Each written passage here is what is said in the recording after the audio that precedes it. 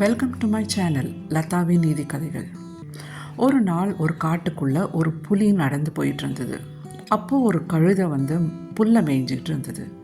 இந்த கழுதை புலியை பார்த்து, ஏய் புலியே, இந்த புல்லை பாரு, எவ்வளோ அழகாக நீல நிறத்தில் அழகாக இருக்குது.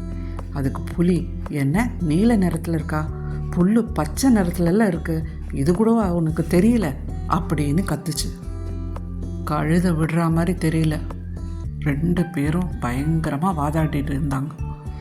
அப்புறம் கடைசியில் சரி, காட்டோட ராஜாவான சிங்கத்துக்கிட்ட போய் நம்ம தீர்ப்பு கேட்கலாம் அப்படின்னு ரெண்டு பேரும் முடிவு பண்ணாங்க.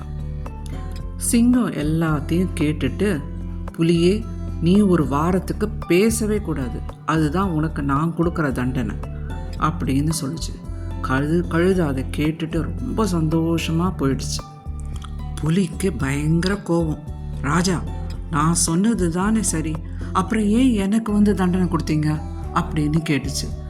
அதுக்கு சிங்கம், புல்லு பச்சை தான், ஆனால் நீ ஒரு முட்டாள் கழுதையோட போய் வாதாடிட்டு உன்னுடைய நேரத்தை வீணாக்கிட்டு இருந்த பற்றியா, அதனால தான் உனக்கு நான் தண்டனை கொடுத்தேன் அப்படின்னு சொல்லிச்சு.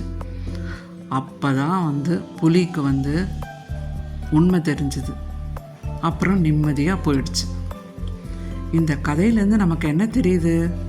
நாம் சரியாக இருந்தாலும் புரியாதவங்கக்கிட்ட வாதாட வேண்டிய அவசியமே இல்லை. சில நேரம் அமைதியாக விலகி போகிறது தான் புத்திசாலித்தனம். சரி, இந்த கதை உங்களுக்கு பிடிச்சிருக்கோன்னு நான் நம்புகிறேன். தேங்க்யூ ஸோ மச் ஃபார் வாட்சிங். ப்ளீஸ் லைக் பண்ணுங்கள், ஷேர் பண்ணுங்கள். Thank you so much.